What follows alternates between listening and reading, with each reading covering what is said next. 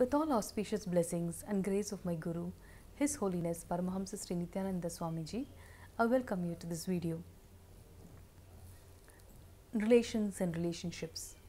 We have so much to talk about, so much to discover, which is why this series on relations and relationships is running continuously, infinitely, and I hope this video series helps in evolving better relationships where we learn to grasp each other's essence versus grabbing each other's time, grabbing each other's attention, grabbing each other's love. Someone today messaged me the question in the inbox asking, what is the importance of family given by Sanatana Dharma? If you all remember, India was a land of joint families, where families all lived together, stayed together, celebrated together, and were together for many generations, not just one, two, or just a joint family. It was villages and villages of families that would live together. From that, we have come to a very sad state of asking, how much importance does Sanatana Dharma give to families? We have forgotten we are a land which is ruled by the only dharma called love. And love is a very small word compared to the depth of relationships, the way Sanatana Dharma, the Upanishads teach us. Because we have lost this science of relations and relationships, we have lost this science as taught to us, to our motherland, to our grandfathers and their parents and their great-grandfathers by the Vedas, the Upanishads, and through the great stories of the Ramayana and the Mahabharata. Since we have all lost that, we have forgotten the concept of family, where families are all about each other versus me. Today in the nuclear family system, most of the time it's about, oh, I need this, I need that, I don't need this or I don't need that. There are very few families that stay together where each other is important enough to sacrifice what each one wants. Instead of grabbing, the science of grasping each other is only taught in the Sanatana Dharma, which is why we had such a strong family system, which unfortunately got corrupted, infected by the Western style or the Western lifestyle of nuclear family, single parenting, and now we are a happy dysfunctional society with dysfunctional children, dysfunctional parents who do not know anything about each other because we have lost the patience to understand each other, because we do not want to have the patience to sit and even converse with each other. In today's life, the mother is running for work, the father is running for work, the children are running for school.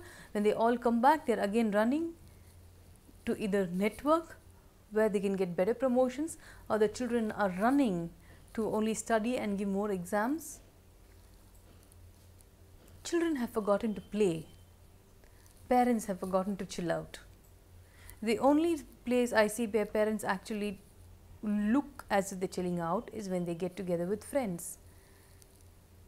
So the moment the family system got disjointed and we have started moving away from family to friends,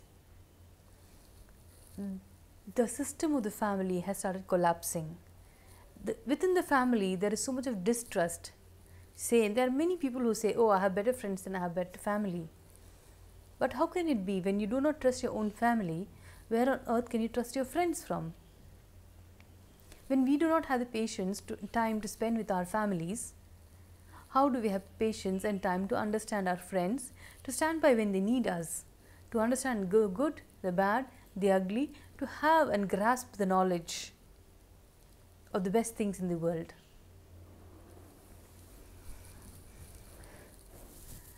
I was reading in today's newspaper that a 24-year-old chartered accountant was murdered by her in-laws and husband because they wanted more dowry.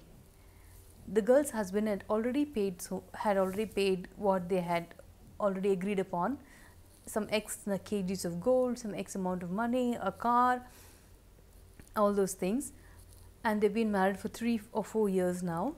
The lady had a beautiful child, yet the in-laws wanted more money, and they wanted their son to marry someone who is more richer, where they can get more money from.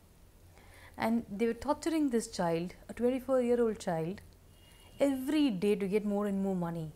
But when the girl would go back home, because that was the only source for her, when she went back home, her parents and her brother would shout at her, fire her, saying, "This happens in every house, why don't you tolerate it? Go back. You live with your family. That is your family, not this anymore."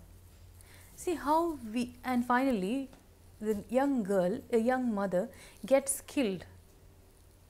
Her essence, her need for life, what she is, has never been grasped either by her in-laws or her own parents. When your own family, when your own parents, when your own biological brother does not grasp who you are, how can you expect a third person to grasp who you are, what you are? If the family had spent more time with each other, understanding, grasping each other's necessity, this tragedy could have been averted. A young kid would still be having her mother. Whether the family, the in-laws are right or wrong is not the contention at all here. It is never anywhere right to kill a life, to take a life, whatever the reason may be. But if her own family, her biological mother and father and brother had grasped her essence, her pain, understood her value of life, she may have still been alive. Her child may still have had a child. Why is there so much of fear in the society to stand by each other's problem? When the own parents are dumping the child back, knowing that she's going back to hell, why will the in-laws care? The in-laws know very well that her parents did not care for her enough to even hear her out, to help her in any which way. And in simple things, you don't need to always go to the police. We could have tried so many counseling centers, we could have tried so many ways to help the girl to come out of such a violent situation, or done some kind of counseling, found ways to help her reconcile with the family. And if that wasn't possible, still helping her to live life in a dignified way. Now, I read in the newspaper that now the brother keeps crying, saying, "Oh, I wish we had spent time with her, understood her. She used to cry so many times. She's come home with so many bruises on her hands and feet. But we had sent her back, justifying ourselves, saying that's her house. Her child needs a mother."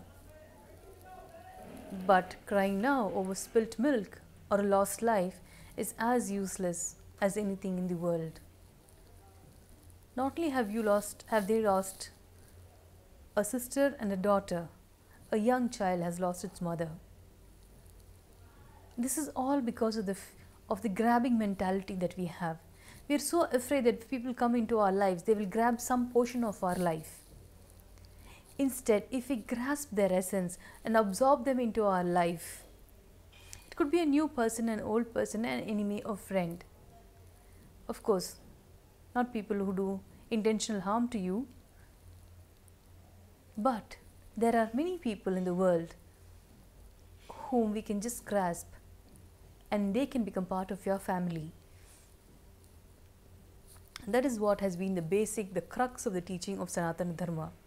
Vasudhaiva Kutumbam, not just in words but in action.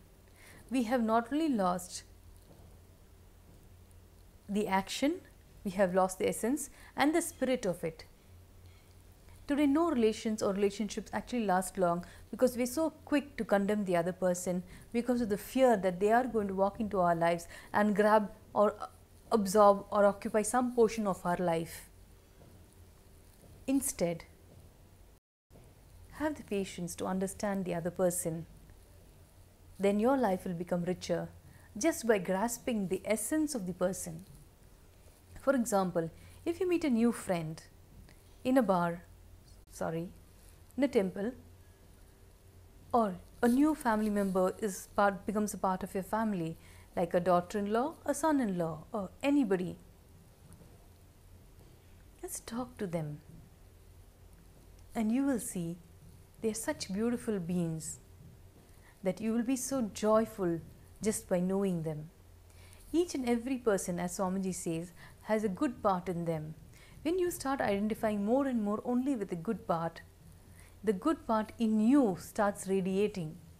And that's when all relations and relationships become very, very strong in your life. And they are with you for the rest of your life.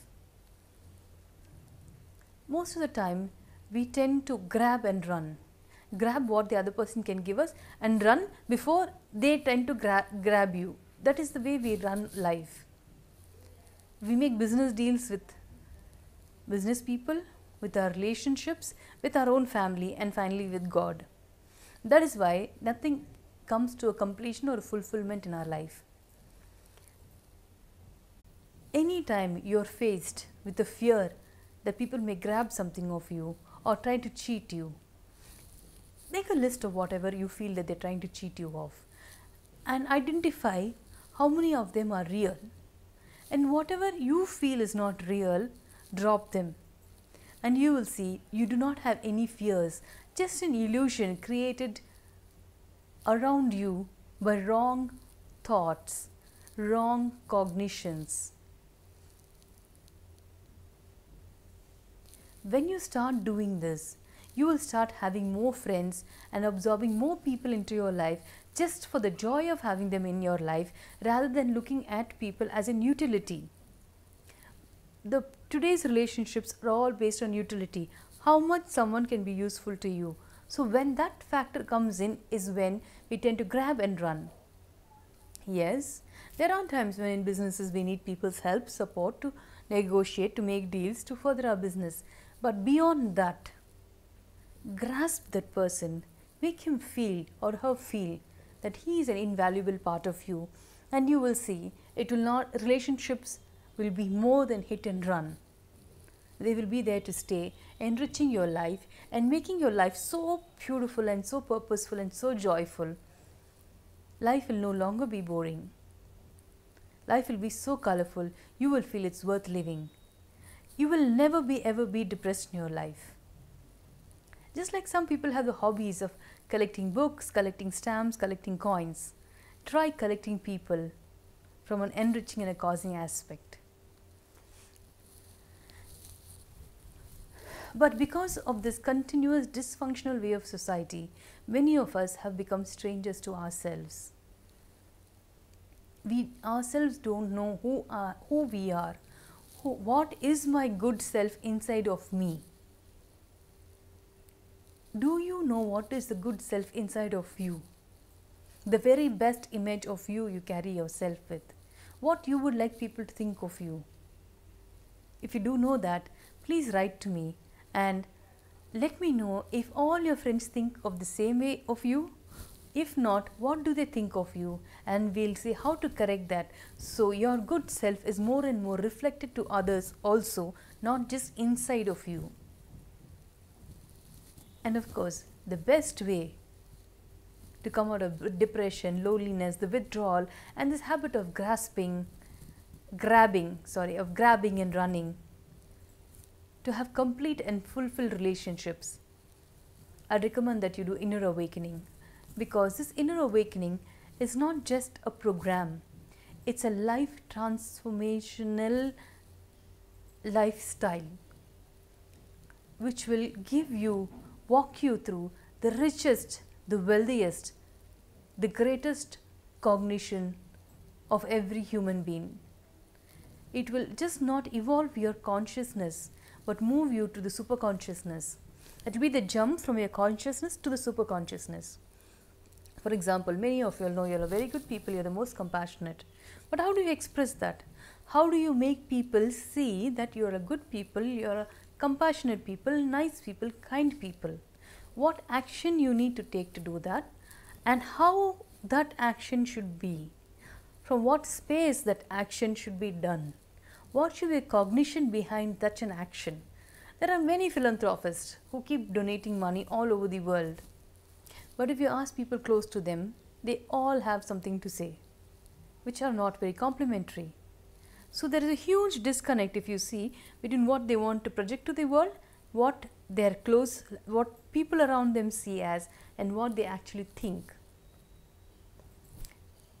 To be able to align all these into a single personality, Inner Awakening Workshop, it's a 21-day workshop conducted by His Holiness Paramahamsa Sri Nityananda Swamiji in our Bangalore Adhinam for 21 days. It is a journey of a lifetime which you would have been waiting for many lifetimes. The transformation that you will be undergoing, because it's not just a superficial transformation of meditation or yoga or just being calm. When your cognition shifts, your willpower shifts automatically.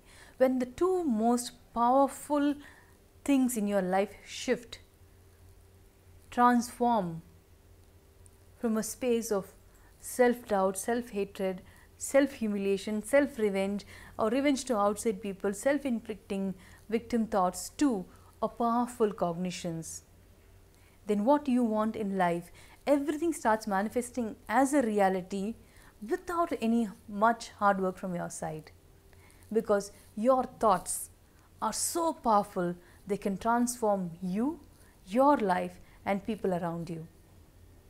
Inner awakening is something nobody should ever miss in their life. If you have any questions about Inner Awakening, on how to attend it and what it is all about, please leave your comments in the inbox below and I will get back to you. Thank you for watching. Nityanandam.